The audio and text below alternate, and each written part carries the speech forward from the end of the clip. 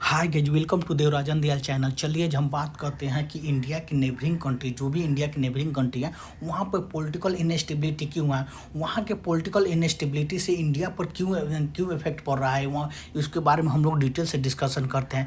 पहला तो देखिए, अफगानिस्तान हो गया, पाकिस्तान हो गया, श्रीलंका हो गया, बांग्लादेश हो गया, म्यांमार हो गया, नेपाल हो गया, ये सारे जो भी इंडिया की नेबरिंग कंट्री है ना, वो सारे जगह पर पॉलिटिकल इनएस्टेबिलिटी है। अगर वहाँ पर जो भी वहाँ पर पॉलिटिकल इनस्टेबिलिटी होता है तो इंडिया पर इफेक्ट पड़ेगा। क्यों? पहले तो होगा कि इमिग्रेशन बढ़ेगा, क्योंकि उस कंट्री से अपने मतलब इंडिया में आने की कोशिश करेंगे लोग। और इंडिया ऑलरेडी ओवर पॉपुलेशन है, तो ओवर पॉपुलेशन होने के बाद भी और पॉपुलेशन लेना ये बहुत बड़ी मुश्किल हो जाता है। जिसके कारण अभी जो बांग्लादेश में इनस्टेबिलिटी है, वहाँ से लगभग 1,30,00,000 मतलब जो हिंदू पॉपुलेशन है वो इंडिया में आना चाह रहे हैं। मतलब उसमें से लगभग 50 से 60 लाख पॉपुलेशन जो इंडिया में आना चाह रहे हैं लोग। वही उसी की तरह से म्यांमार में हुआ, म्यांमार में भी चल रहा है कि जो कि वहाँ पर मिलिट्री शासन है। बांग्लादेश में भी हो गया, पाकिस्तान में तो ऑलरेडी मिलिट्री शासन है, चल ही रहा है। फिर देख लीजिए अफगानिस्तान में। ये देख के मतलब इंडिया को सोचना चाहिए कि हाँ, कि इंडिया के छोड़कर जो भी इसके पड़ोसी कंट्री है वहाँ पर क्यों पॉलिटिकल इनस्टेबिलिटी आ रहा है, और उस इनस्टेबिलिटी के चलते इंडिया पर इफेक्ट पड़ रहा है।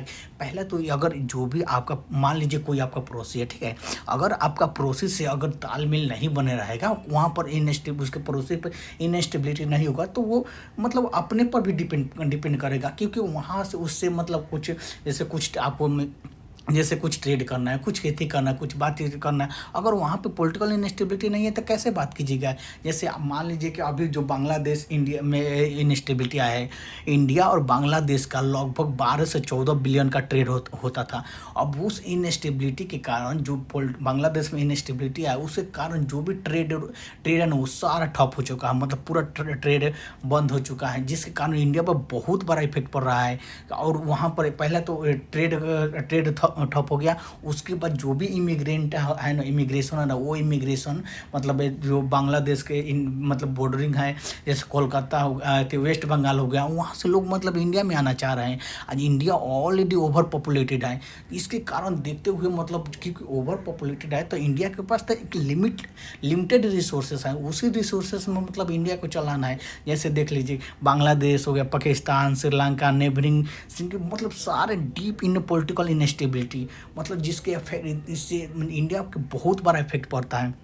जैसे बात करते हैं कि आपको ऑलरेडी बता रहे हैं कि जो स्टेबिलिटी हुआ तो ट्रेड पर भी, इंडिया और बांग्लादेश के ट्रेड पर भी मतलब बहुत बड़ा इफेक्ट पड़ा कि ट्रेड बहुत मतलब 12 से 14 बिलियन का इंडिया और बांग्लादेश का ट्रेड था, वो तो मतलब ख़त्म हो चुका है।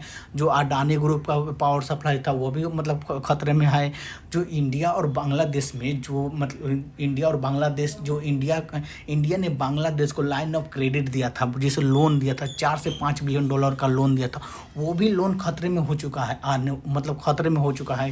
क्योंकि वो मतलब नया गवर्नमेंट आया है, मतलब वो भी मिलिट्री शासन है, तो उस पर उसका क्या रिएक्ट होगा इंडिया के प्रति, कैसा व्यवहार होगा। ऐसे तो मान लीजिए कि इंडिया और बांग्लादेश का मतलब जो भी रिश्ता है वो बहुत मतलब बेकार ही होगा। क्योंकि मतलब जो वहाँ पर जो गवर्नमेंट आया ना, वो मतलब थोड़ा सा मतलब ओवर माइंडेड है। मतलब उसका बहुत जो वो पाकिस्तान की तरफ मतलब झुका हुआ है, इंडिया से मतलब थोड़ा सा दूरी बनाया जाता है। इसी कारण जो बहुत बड़ा इफेक्ट हुआ। अब बात करते हैं कि इंडिया कंसर्न है, क्योंकि इंडिया कंसर्न क्यों हुई। India concern over the violence of instability in Myanmar.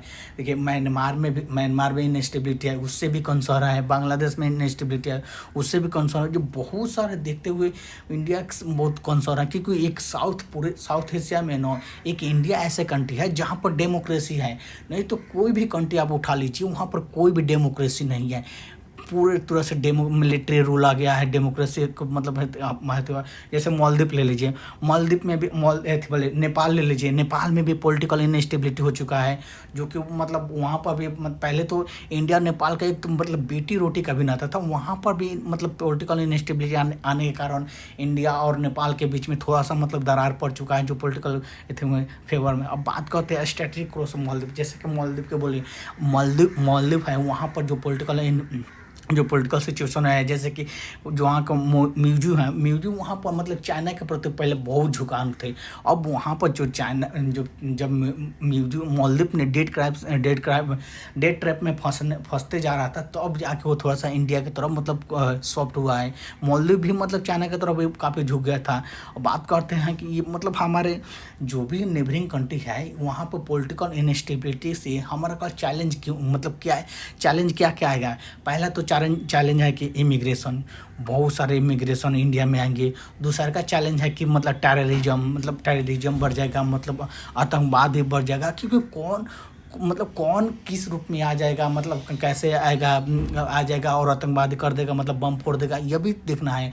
और वहाँ पर मतलब इमिग्रेशन बढ़ जाएगा तो हम लोग को इमिग्रेशन उतना अफोर्ड नहीं कर पाएंगे, क्योंकि हम लोग को इंडिया ऑलरेडी ओवर पॉपुलेशन है। इसलिए मतलब बहुत बड़े चैलेंज है। ट्रेड का हो गया, इमिग्रेशन का हो गया, टेररिज्म का हो गया, कॉपरेशन का हो गया है, टेक्निकल इश्यू का हो गया, टेक्नोलॉजी का हो गया है, कनेक्टिविटी का हो गया, बहुत सारे मतलब इफेक्ट चैलेंज बढ़ जाता है। अब बात करते हैं कि जो हमारे CDS हैं, इंडिया के CDS हैं, वो बोले हैं कि instability in India neighbouring hood the concern, वो कंसर्न जताया है।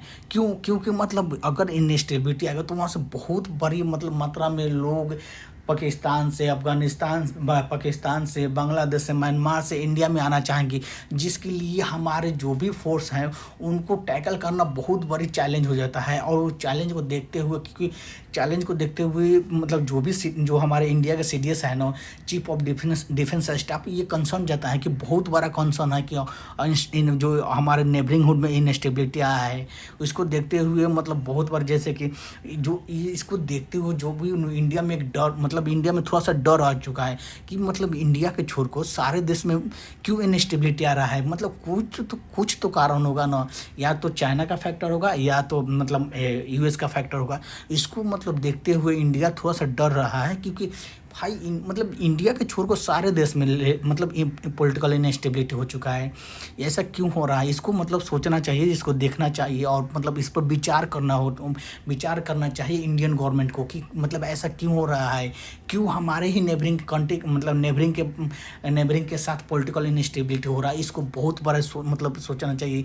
इससे चलते ये देखकर लगता है कि थोड़ा सा मतलब जो फॉरेन अफेयर है ना, हम लोग का फॉरेन अफेयर मतलब थोड़ा सा बहुत कमज़ोर, मतलब थोड़ा सा कमज़ोर हो रहा है, थोड़ा सा मतलब डाइल्यूट हो रहा है। जो उस फॉरेन अफेयर को जो भी फॉरेन मिनिस्टर जैसे एस जयशंकर, उनको मतलब देखना चाहिए, टैकल करना चाहिए कि हाँ ऐसा क्यों हो रहा है। इसको हम लोग मतलब जो भी इनस्टेबिलिटी है उसको स्टेबिलिटी में लाया जाए, ताकि इंडिया मतलब एक मतलब अच्छे देश मतलब के रूप में उभर के आए। और अगर जब तक आपका नेबरिंग जैसे मान लीजिए आपका प्रोसेस, जब तक आपका प्रोसेस मतलब अच्छा नहीं रहेगा ना, तो आप मतलब कितना कुछ कर लीजिए, थोड़ा सा आपको डिस्टर्बेंस आता ही रहेगा, जिसको देखते हुए मतलब बहुत सा मतलब व्यथी होता है, टैकल करना पड़ता, मतलब बहुत सा कन्फ्यूजन मतलब होता है, उस पर होता है।